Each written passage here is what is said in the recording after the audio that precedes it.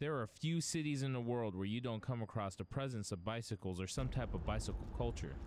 Whether it's people training or riding for sport, using their bicycle as a main mode of transportation, or simply picking up on a new hobby, cycling is an integral part of any major city. Over the past few years, the growth of the downtown ASU campus has not only brought an influx of students, but it also brought attention to the poor infrastructure for the students that ride their bicycles in downtown Phoenix. With new apartment complexes and condos being built in the Roosevelt district aimed towards student living, the city decided to add bicycle lanes around the downtown campus. But besides the addition of a few new racks and bicycle lanes, there was a rumor that the city of Phoenix was about to start a bicycle co-op off the corner of Van Buren and Central Avenue in the historic security building. After not gaining enough financial support or support from city council members, the project lost traction. But should the city be spending its money on a bicycle co-op? I decided to ask the opinion of an expert. I decided to go to Landis Cyclery, which is located in Uptown on 7th Avenue and Indian School. Landis has been serving the Phoenix bicycle community since 1912, so I spoke with manager Tim Ferguson on his opinion of the city's unfinished project. The co-op stuff,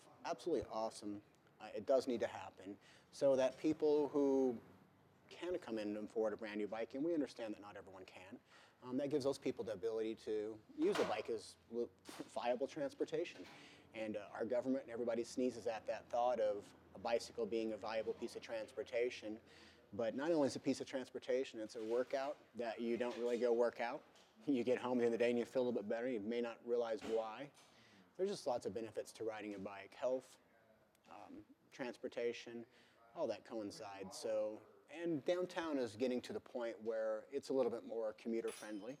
It's a little more walker friendly, biking friendly. You can get to a lot more stuff a lot quicker now than you could back, say, 10, 15 years ago.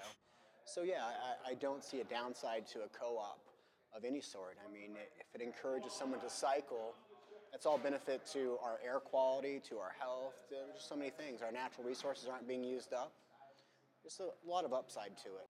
Unlike Ferguson, there's others in the Phoenix bicycle community that criticizes the city for their sudden involvement in the downtown bike scene. Just south of the I-10 in the Garfield district, Derek Pacheco works day in and day out in his own community bike store. Located in his backyard, Pacheco has 3 industrial shipping containers converted into mobile bicycle shops, where he not only builds and repairs people's bikes, but he also has a store stocked with new and used parts. Pacheco was aware of the city's project and was critical from the start. I don't know if I'm disappointed.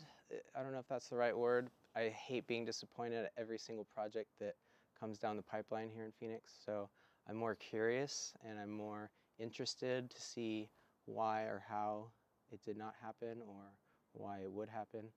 The need for a downtown co-op, I don't know, is there. Maybe it is, maybe it's not. I want to see some projects with some hard research behind them. We have too many fly-by-night ideas come and go and get sold to the city and other entities that end up fizzing out and wasting a lot of money.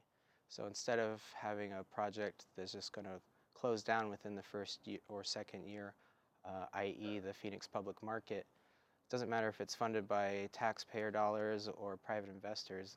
It's sad to see a great loss like that. We keep trying to emulate other cities, but we fall short because we don't truly passionately believe in them. Cycling is the same thing. We could talk about cycling all day long, but the lack of bicycle provisions such as bike lanes, storage lockers, shade, water fountains. Hello, water fountains? We have no water here.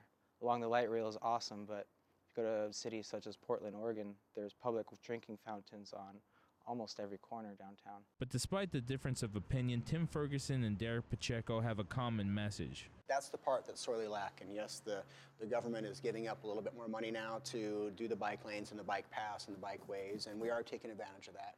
The second part is that education process that needs to happen to, get our kids back involved with what cycling is and what it really means. It's not just a kid's hobby where your kid's entertaining himself down the street. It's viable transportation for some people, and it needs to be viewed a little bit more like that. I think we'd be in a much better place.